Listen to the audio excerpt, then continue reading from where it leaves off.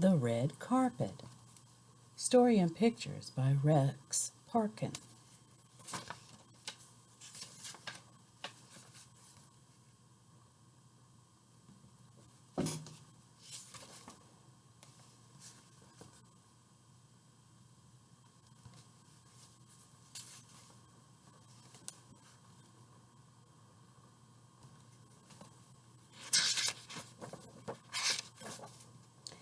At the top of a hill on LaSalle Avenue stood a little hotel. It was called the Bellevue. It had green window boxes full of bright flowers, a gaily striped awning to keep off the showers. On special occasions, the doorman in blue rolled out a lovely red carpet, too.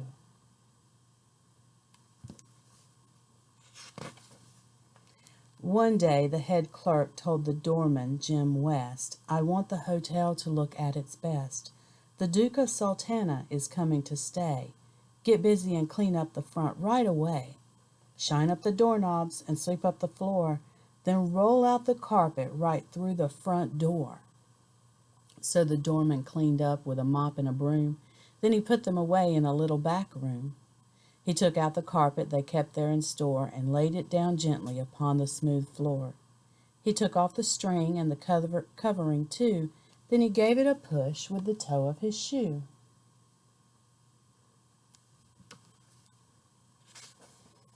Swiftly it rolled down the corridor floor, right through the lobby and out through the door, over the sidewalk where people were strolling, out to the curb. Then it kept right on rolling into the street, dodging buses and hacks, way out over the trolley car tracks.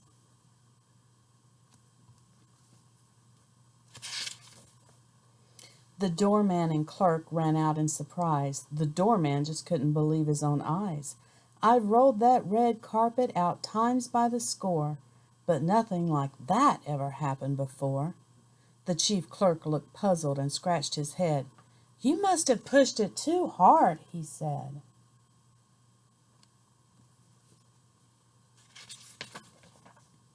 In the meantime, the carpet rolled on down the hill. Second by second, it rolled faster still. Cars slammed on their brakes with loud grunts and squeals. Dogs left their masters and barked at its heels. The doorman ran after it, shouting, "Hey!" Everyone rushed to get out of the way.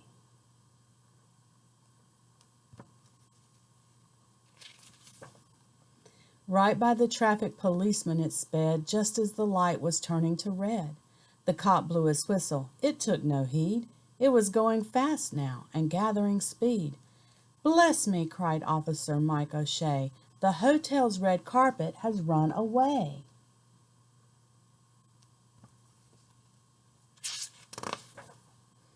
Then zip, it dashed through the public square, and folks on the benches jumped in the air. To Tony Tortoni it gave such a start he upset every pretzel he had on his cart. It was speeding so fast that the wind whistled "whee" as it whisked past the statue of General Lee.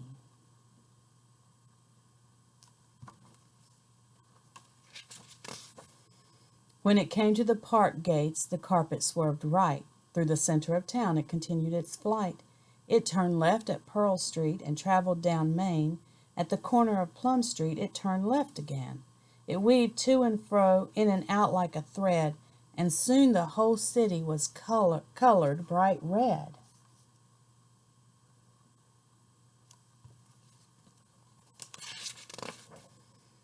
As it flashed by his office, the mayor, Mr. Potts, cried, "That carpet is tying this town into knots. Arrest it at once and restore peace and calm." He pressed on a buzzer and gave the alarm, and from station houses all over the place policemen poured out to take up the chase.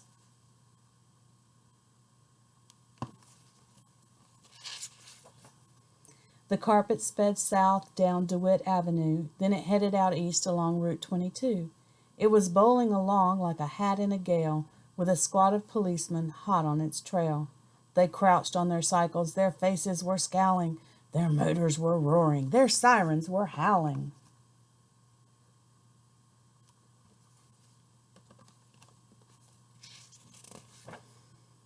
Up hill and down dale in great leaps and bounds, the carpet raced on like a hare chased by hounds. Past orchards and meadows where cattle were grazing, past silos and barns, its speed was amazing. Across level crossings and bridges it sped, leaving behind it a trail of bright red.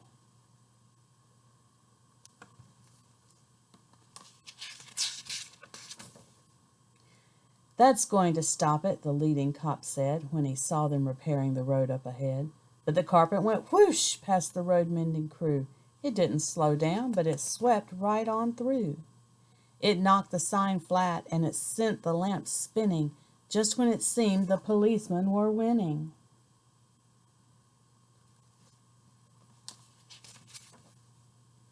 Cruising along in their car near St. Clair, two cops heard a warning come over the air.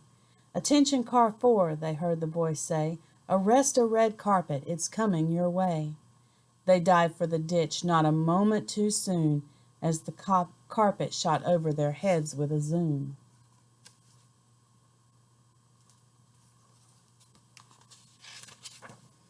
And then at a place about 2 miles from Bode, the red carpet came to a sign in the road. The left arm said Ferry, the right read New York. The carpet dashed on, and it took the left fork. "Boys," yelled the police chief, "we'd sure better hurry. The carpet has taken the road to the ferry."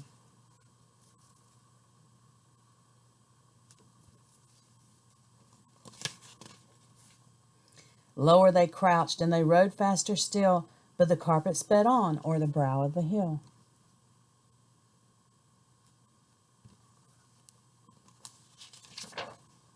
It covered the yards to the dock in a flash, and it flew off the end of the slip with a splash. The policemen behind all pulled up in a flock, just as the ferry came into the dock.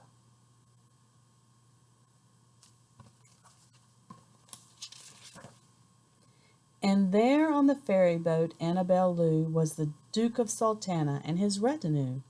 My goodness, he beamed when he saw the display. "This is a tremendous surprise, I must say. A whole squad of police and a red carpet, too, to welcome me here from the Hotel Bellevue."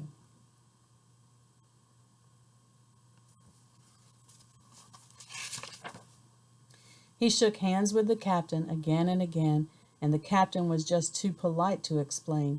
So he smiled at the Duke, and he called to his force, "Now that we're here, we must drive back, of course. We finished our job, as we might just as well escort the Duke back to the Bellevue Hotel." So they formed up a line, two abreast in a file, that stretched down the roadway for almost a mile.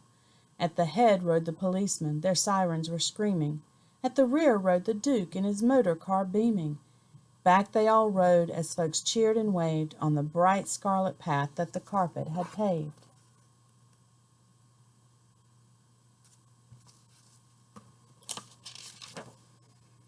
In village and city the townsfolk turned out to welcome the Duke and his men with a shout. Newsmen took pictures, reporters took notes, broadcasting people got hoarse in their throats. It was no time at all before everyone knew of the carpet, the Duke, and the Hotel Bellevue.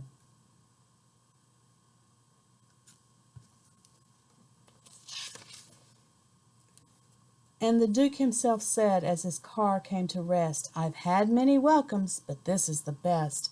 The warmth of your greeting fills me with much cheer. When I come to this town, I shall always stay here. And you can be sure I shall well recommend the Bellevue Hotel to all of my friends." And he certainly told every friend that he got, and he had many friends, for he traveled a lot. For guests came from London and Paris and Cobh, and big towns and cities all over the globe. And the fame of the inn spread so far and so wide that they soon had to add a new wing on each side.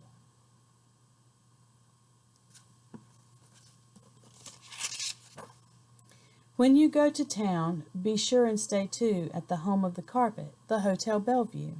You'll see the carpet that served them so well. It's the pride and the joy of the Bellevue Hotel.